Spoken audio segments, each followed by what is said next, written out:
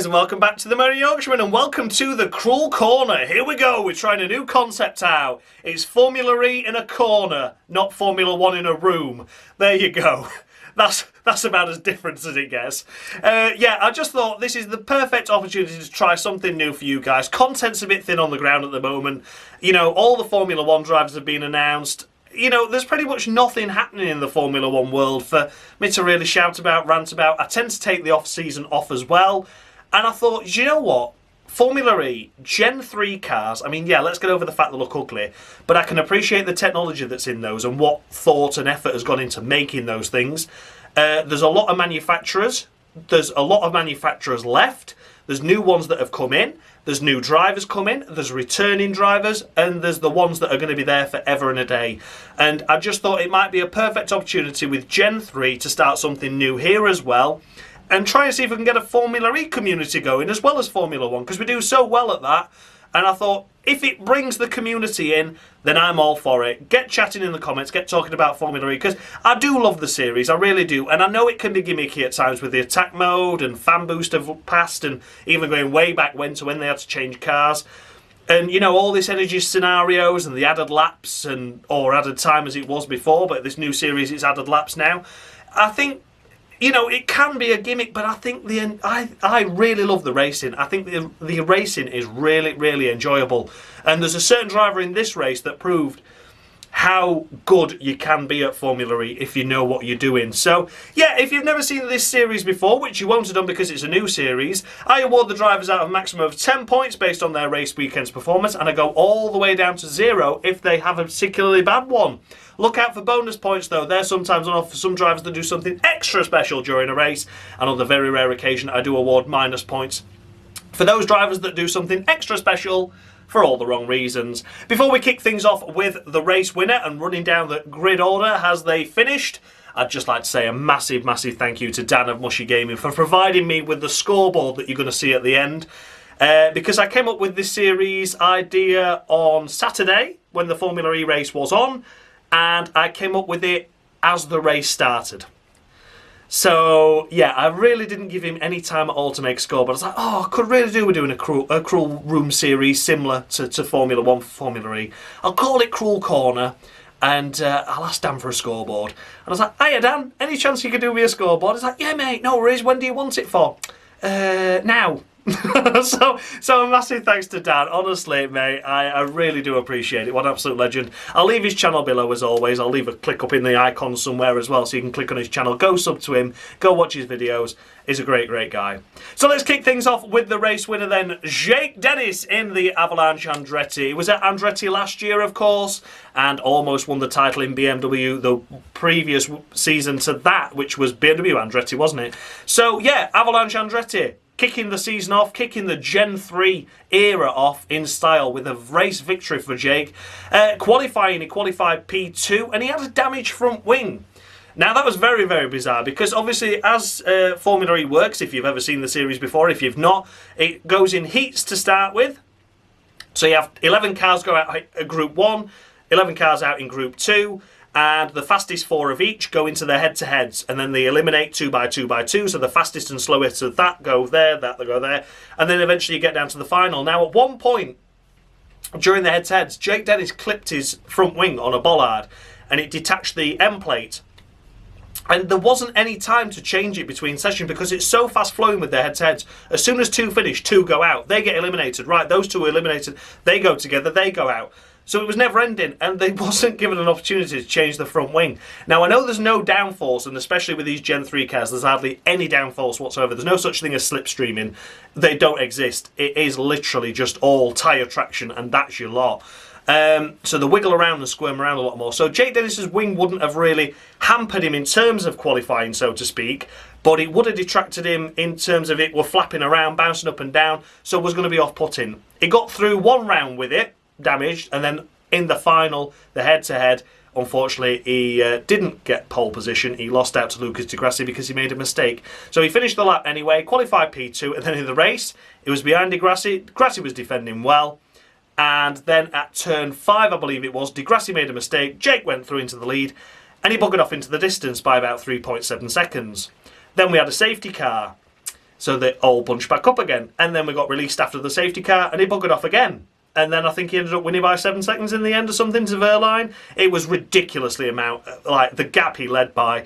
He had enough energy. He wasn't using loads of energy. He just had it nailed on, didn't he? And this is Jake Dennis that we see on rare occasions. You know, if he has a perfect weekend, it's like that, you know. It was unbelievable. It really was. So Jake Dennis kicking the Gen 3 era off in style, kicking his championship off in style. Andretti with a win at Mexico.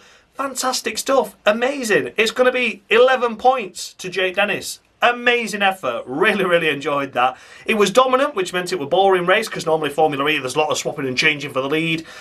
But fair play. You cannot doubt a guy that literally came out of the box and blew the field away and just continued to blow the field away to the extent of getting a lead and a gap so massive that only a retirement would have meant that someone overtook him. Immense stuff. Well done, Jake Dennis. 11 points on the cruel corner. As mentioned, finishing behind Jake Dennis was Pascal Wehrlein. A great drive by him in the Porsche. He qualified in P6 and slowly made his way through the field as a result of, well, most of it was due to the timing of his attack modes. So he initially went in for a minute, and then it was, who was that then that he overtook due to, it was Lotterer, wasn't it, to start off with? So then Lotterer took his attack mode, and that minute of attack mode for Wehrlein meant that he slipped through. So gained a position there. And he gained a position at the start as well, so he got up to 4th at that point and then was on the back and harrying Jake for quite a while. Got through on Jake as a result of attack mode as well. He went for attack mode early, Jake went the lap after. And such is the nature of Mexico. Once you've got track position, it's very hard to overtake. So Wehrlein deployed 3 minutes of attack mode the lap previous, so that meant that by the time Jake took attack mode, through he went, he got through him there, and then he was caught up behind Grassi. So then Grassi had to overtake on track, which he did do, which was probably the only real move that we saw all race. It was a great move up the inside. This was when Grassi was struggling with the percentage, what percentage he had, because he had like a lap less than everyone else at one stage, did Grassi, and it was looking really, really bad for him. So he didn't really defend much going into the chicane of turn 9, 10, 11, I believe it was. So he braked really early, and Wehrlein slipped through. He gained a gap on the car behind by about 4.5 seconds, which in the end was Grassi, which we'll come to in a minute. So Pascal Wehrlein, you know, had he qualified a little bit better, he could have easily won the race, because I think he had a Jake Dennis style drive there, made the good overtakes when he needed to, and also the team strategy of when to take attack mode worked out really well as well. As for the new attack mode now, you can also alter how much attack mode you have. So it's 4 minutes block for the race, and you have to use it twice. So that means that you can come in for your first attack mode, use a minute, use 2 minutes, or use 3 minutes, and then when you use it again, obviously you respectively, if you've used a minute, you get 3 minutes, vice versa. So it was a brilliant strategy by Porsche to call him in to do the attack modes when he did. And overall, great drive by Pascal Wehrlein. So for Pascal Wehrlein, it's going to be 9 points on the cruel corner for him. I thought he did a cracking job there. So well done to Pascal Wehrlein. 9 points on the cruel corner for him. Then, as mentioned, in third position was Lucas Di Grassi, taking the final podium position after having 1 lap less of energy compared to everyone else at one stage of that race. But what a fantastic defensive drive he put. Mexico, a difficult track to overtake. They put an extra chicane in to try and aid overtaking, but in theory it just made things tighter. Turn 5, 6 complex was a little bit difficult. He was always saving energy there massively, like off the power, really reducing his energy. But then that meant that the trainer cars behind couldn't go around his outside because they were in threat of being overtaken up the inside then. So, Di Grassi just defended incredibly well. Apart from letting Wehrlein slip through, no one else got past him. No one else got past him. What a phenomenal drive by Lucas Di Grassi. Probably one of his best. He went from 3% less energy compared to everyone else and crossed the line with the same amount as everyone else.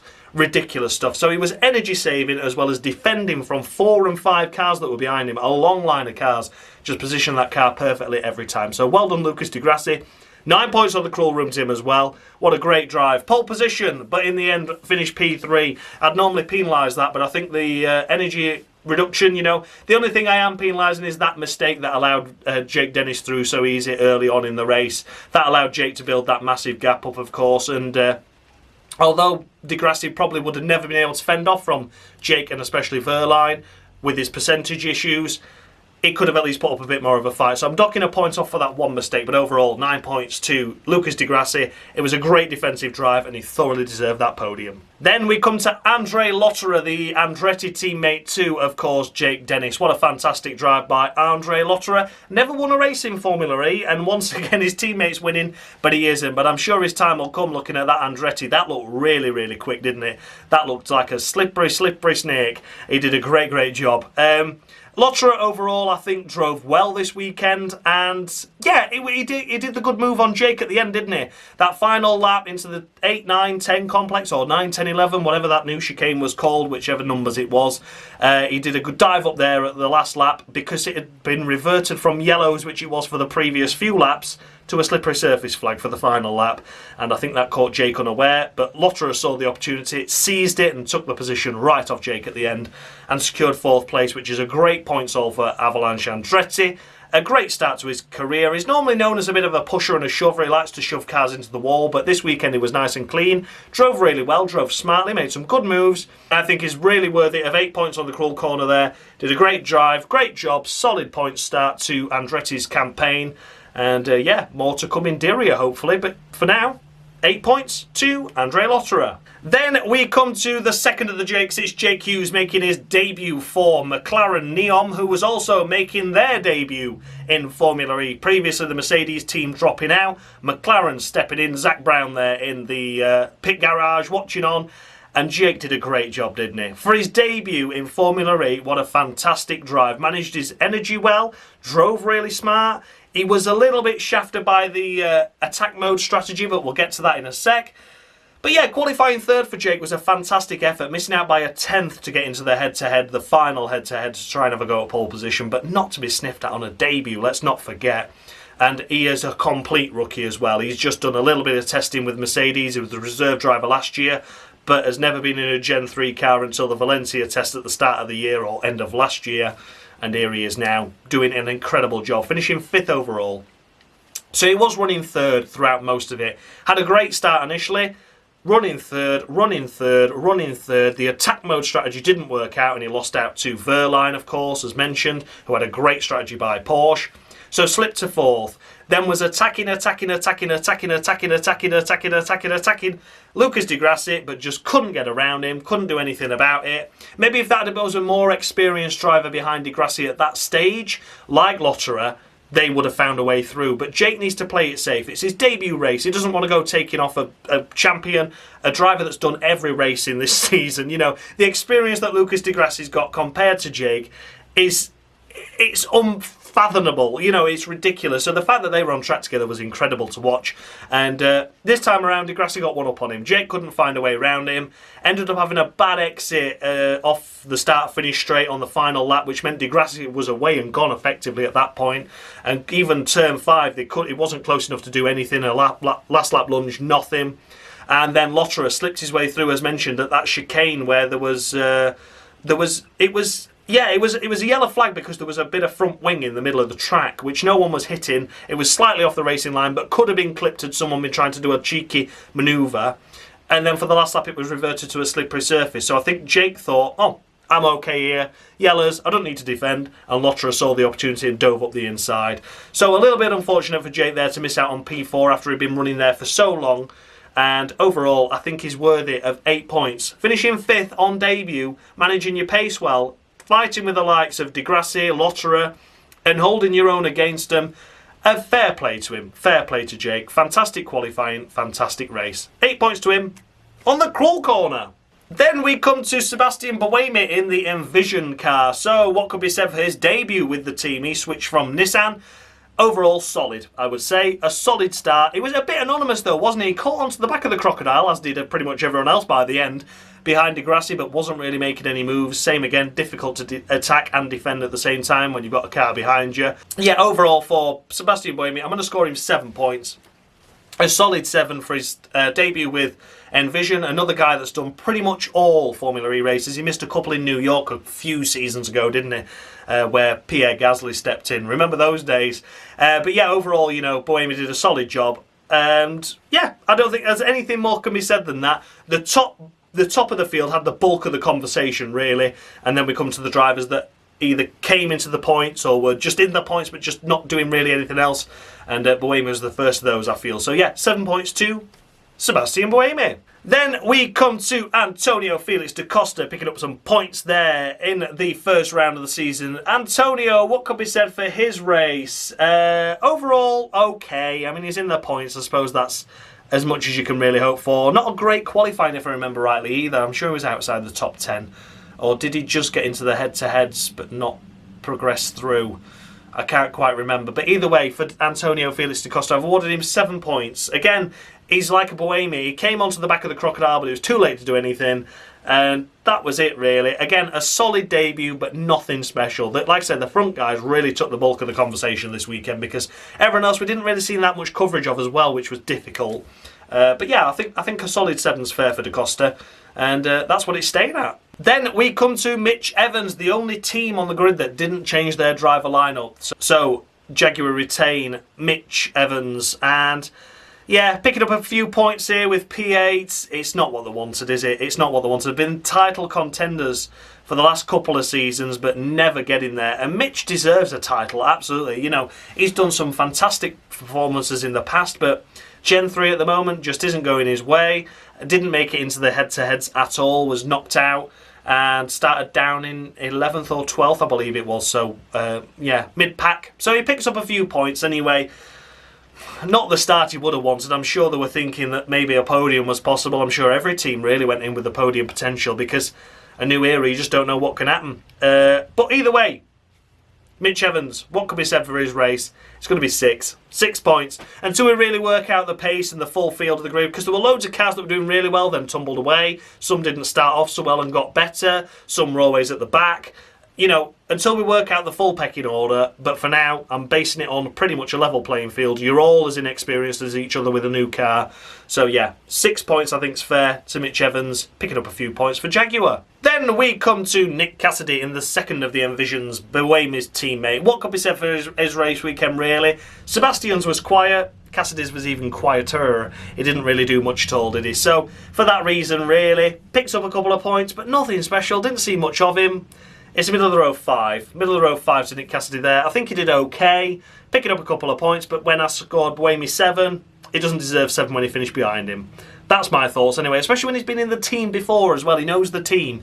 Brand new team to Buemi, and he out-delivered his, in theory, more experienced teammate in that category, in that team. So, there we go. Middle of the row 5 to Nick. Let's see how he goes in Diriyah and see how it happens there, but fingers crossed it goes better for him, and then we can work out the pecking order a little bit more as well. And then we come to Stoffel Vandoorne in his new team, DS Penske. Remember Dragon Penske that were at the back for the last couple of seasons? Yeah, well here they are now with DS sponsorship, looking like a Tachita effectively, but it's not them, I promise you it's not. It is DS Penske with Stoffel Vandoorne collecting 1 point. Un point! What's all that about? Not kicking his championship retention off in any sort of style, is he? Just 1 solitary point. He only got that point because Vergne ran out of energy just before the line and lost 2 places. So his teammate would have picked that point up instead. Yeah, a learning curve there. I think they've signed 2 mega drivers of DS Penske from what they had previously. And they've got major backing now. But only delivering a point is going to be incredibly disappointing to the team, to the drivers. Let's wait and see. But for now, Stoffel Vandoorne, it's just 4 points on the cruel corner. Outside the points and finishing 11th is Max Gunther in the MSG Maserati group, isn't it? Monaco something group, and then it's Maserati group. It's basically Venturi. It's still Venturi. It's not taken over. Maserati is not a manufacturer. It's just manufacturer backed. So it's still run by Venturi that have changed their name effectively. So no points for Maserati in their debut in Formula E technically, but we know it's not. It's the same team. So Venturi, again, based on their last couple of seasons where they have been championship potential with Mortara. Here's Max Gunther not picking up any points whatsoever. Going to be a disappointing start for them, just as it is for Penske, just as it is for Jaguar, that have been looking for a lot more in the early stages. So, at the moment, Max Gunther, just 4 points on the crawl room, outside the points. Not a great start. Not a great start, but plenty of races left to recover it all. Next up, as mentioned, is Jean-Eric Vergne, Stoffel Vandoorne's teammate, who was running 10th throughout most of it anyway, and then, of course, ran out of energy right on the line, and 2 cars pipped him, which was Vandoorne and Gunther. So finishing 12th place, nil point. And he's going to score 4 points on the Cruel Room. Simple as that, 4 points. I gave Stoffel 5, Vergne gets 4. Can't really say much fairer than that. Outside the points, 1 in the points, and the 1 in the points didn't do much special either, did he? So yeah, there we go. 4 points to Jean-Eric Vergne on the Cruel Corner. Again, early days. There's plenty of rounds left to try and go recover this, but we'll wait and see. Then we come to Ollie Rowland, who is in the Mahindra once again. So let's get it straight for Rowland. Had a nightmare weekend, didn't he? Had a nightmare. He was last in qualifying effectively, or was he last? No, I think he was last, wasn't he? Or was he 21st? I can't remember which way round him and Bird went on the back row, but either way it was terrible, wasn't it? I think he was 21st. Bird was definitely last. So yeah, Ollie had a disastrous qualifying there in last place. He had a crash in practice, and also, let's not forget the race itself where he had contact with Rene Rast. We didn't see what happened though. We didn't see the footage of that. So it could have been Rast's fault, could have been Rowland's fault, but either way, Rast was out, Rowland wasn't. His teammates on the podium, Lucas Di Grassi on the podium, Rowland not inside the points. So a disappointing start to Rowland's campaign. I'm going to give him the benefit of the doubt on the Rast incident because we didn't see it, but completely disappointing compared to where Di Grassi was taking a pole position. It's pretty much front and back row reversal, wasn't it? You know, one started at the front, one started at the back. And overall, just 3 points to Rowland, and even now I think that's probably generous by a point for now. But like I said, let's see where the playing field is. Let's get Diriyah out of the way, the Saudi Arabia headers. Let's get them sorted, and we'll see what happens from there as to where the pace actually is in these cars. Who's got the overall pace and who's just got one weekend pace and then slips away. But for now, Rowland, 3 points on the Cruel Corner. Then we come to Nico Muller, and what could be said for his race weekend really, apart from not a lot. Yeah, unfortunately for Nico Muller in the Cupra Apt, or Apt Cupra, whichever way round it goes, they're not looking good at all, are they? They were absolutely terrible in practice, terrible in qualifying, and no pace in the race. I can see them as potential back markers, judging by that pace. You know, the other teams had one car that could have at least scored points at some point during the race. Whether they did or they didn't is another thing. But there was always a car up there in the points. The Apps was the only car that really didn't feature in the points at all. In fact, they didn't feature in the points at all. You know, there's no nearly about it. They just didn't. And I'm sure every other team did at some stage. So, yeah, could they be the first back markers? Apt, of course, losing their Audi backing from the previous year and joining forces with Cupra, which is Seat's sports brand. Yeah, difficult one, isn't it? Really, really difficult. So for Nico Muller to start the season off with, I've given him 4 points. And like I say, if we judge this car as a bit more of a back marker, obviously I'll try and take the car performance out of it and judge his overall performance a little bit better. But for now, just 4 points for Nico Muller. I really hope that Apt Cooper improves because it looks stunning. The livery looks stunning. Great drivers in it as well. I just think they need some pace from somewhere though. And then we come to Sacha Fenestraz, the second of the 2 rookies this season. Finishing down here, it seems like, oh yeah, we're just down there getting to grips with the sport. I thought he did really, really well actually. He had a great qualifying, fantastic effort there, up in 6th place to start the race. And yeah, you know, I think he did a cracking job. Overall, I mean, he tumbled away, didn't he, in the last like 3-4 laps when we got into that overtime part, the added laps. He tumbled away and slipped outside the points, but for the most part he was inside the points, so maybe an energy problem there. That could be due to the Nissan's usage overall, or Sacha not quite adapting to the usage of a Formula E car just yet. But it's learning, it's teething troubles. His teammate Norman Nato didn't even get into the head-to-heads and was out on lap 1 due to no fault of his own, admittedly, but Norman couldn't do anything. Sacha at least did something. I think that's all you can ask of a driver on their debut. Do well. Just do what you can. And do what he can, he did. You know, I think Sacha had an interview and they were like, we weren't really expecting head-to-head. So to get through into them was quite nice. And he set a good enough time to start 6th. So great effort. He maintained that position for quite a long time and then just tumbled at the end. So overall, I think 6 points to Sacha Fenestraz on debut is fair for that. Shame he tumbled. It'd be nice to see him get points on debut like Jake. But you know what? Fair enough. You know, these things happen. Nissan don't look to be that great on pace overall. But maybe, just maybe, Sacha has already shown a good little bit of sign there that there's potential. Maybe they can exploit it in future rounds, but for now, yeah, 6 points for Sacha Fenestraz. And then we come to Sergio Sette Camara in the Neo 333. Let's have a look and see what we can say for him then. Sergio moving over from Dragon, of course, so one backmarker team to another potentially, especially based on last season where Dragon were, of course, finishing behind Neo in the point standings, but did pick up some points for him. That car overall looked good, but then you look in the race, it was struggling on energy, wasn't it? It was really struggling on energy. Both him and Ticktum had a nightmare when it came to energy. Camara was outperformed by Ticktum in qualifying. So yeah, Sette Camara's weekend didn't get off to the best of starts, did it? Of course, being out-qualified by his teammate Ticktum, which was unfortunate. Ticktum had a great lap. Sergio Sette Camara just couldn't get it together and was out, of course, in the first qualifying. But Ticktum's got experience with the team. Sette Camara hasn't. You know, new team, building up. But overall, it was still good. I think it was 13th that he lined up, 13th Camara, so did okay there. And as for the race itself, yeah, sort of lingered in and around like the 12th, 13th area.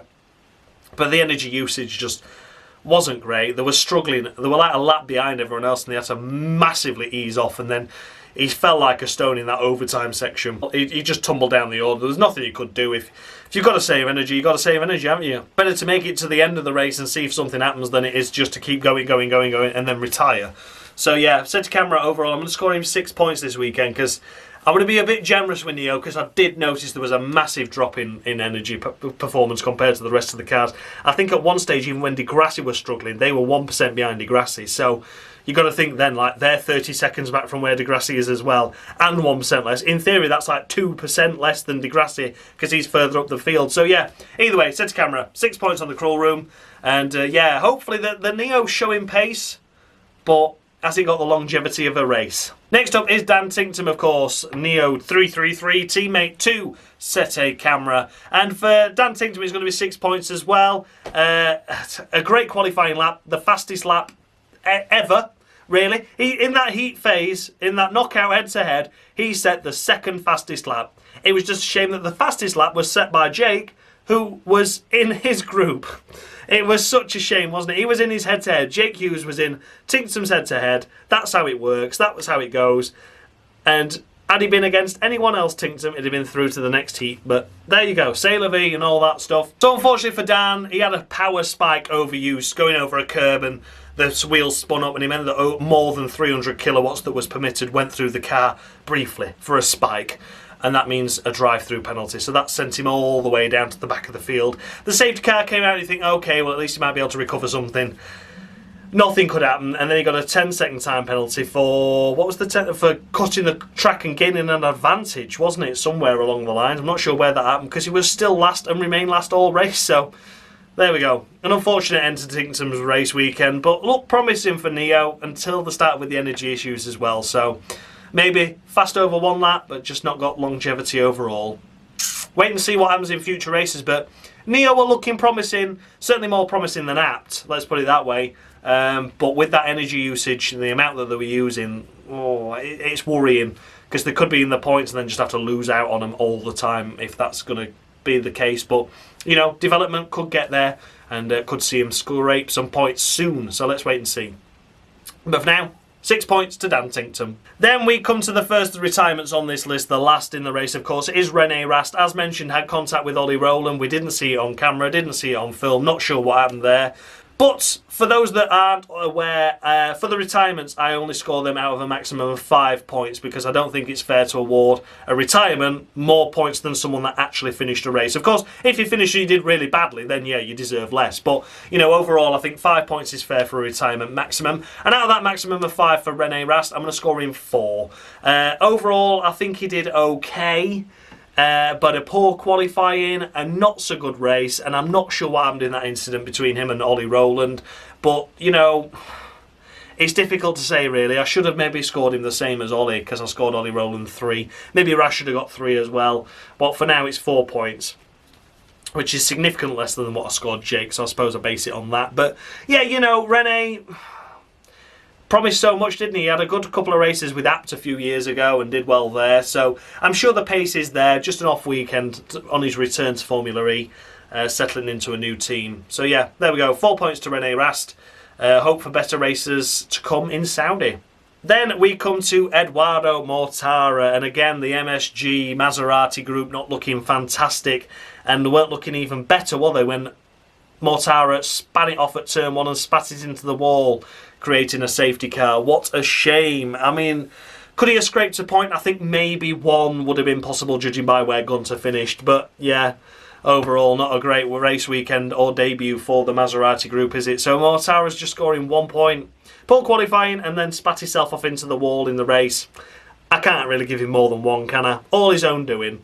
Not a great start to Mortara's campaign at all. So unfortunately, 1 point to Edoardo Mortara. And next we come to Robin Frijns, who I wish all the best to after breaking his wrist in the incident with Norman Nato on lap 1 at the chicane of turn 9, 10, 11, I believe it is.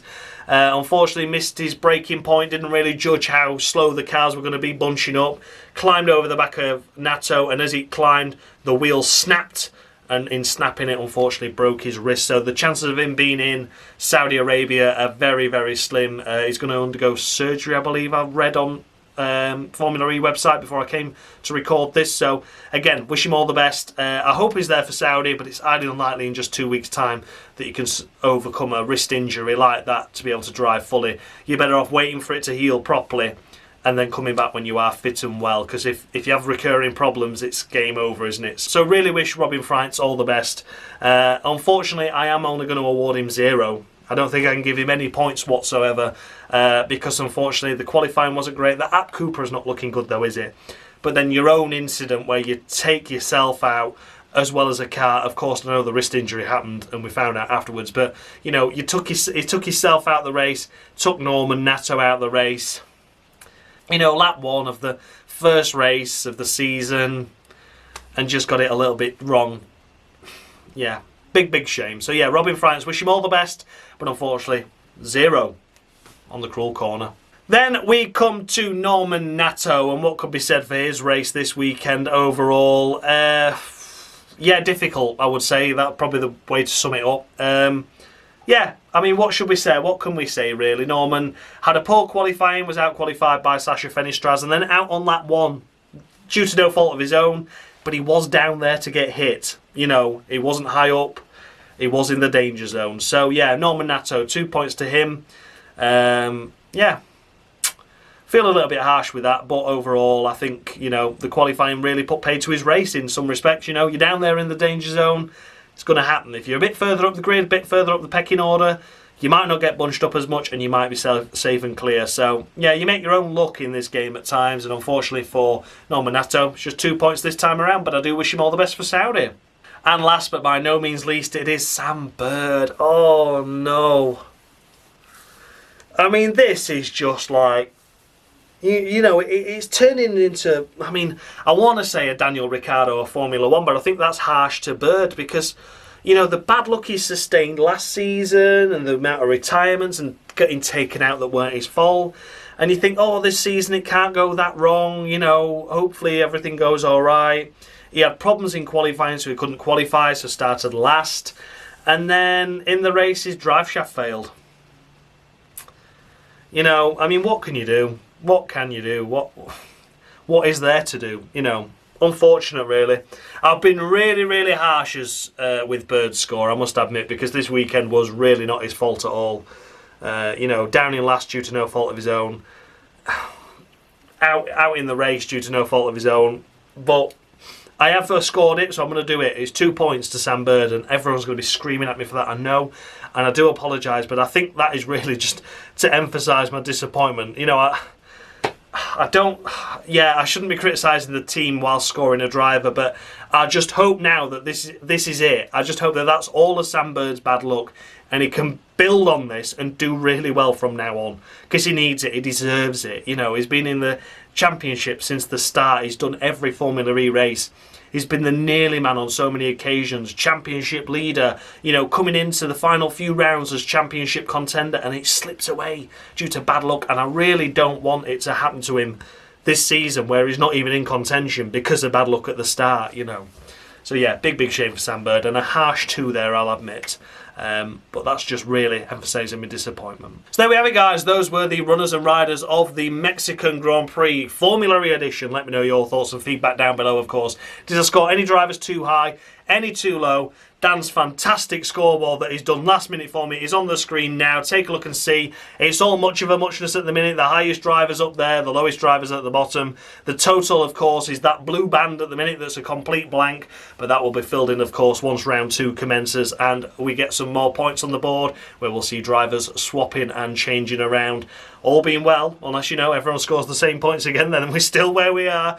So yeah, of course, as always, massive thanks to Dan for that brilliant effort. I absolutely love you, mate. Thank you so, so much. All that remains for me to do is to thank you all so, so much for watching. I'll see you all in a couple of weeks' time. So because it's a double header at Saudi, how it's going to be is the first round will be up on Monday, the second round will be up on Tuesday. Now, what people are going to say is what happens when the Crawl Room comes out, when the Formula 1 starts and there's a clash between Formula 1 and Formula E. Well, it's just going to be like this. It's going to be a double upload on Tuesday. I'm so, so sorry for you. So yeah, it's going to be 5 PM on Monday that this video goes out. You'll see it now, so you know it. And Tuesday, 5 PM Formula E for round 2, if it's a double header. And if that happens to clash with Formula 1, then it'll be Tuesday, 6 PM for the Formula 1 Crawl Room. So Crawl Corner, Crawl Room, double upload on Tuesdays.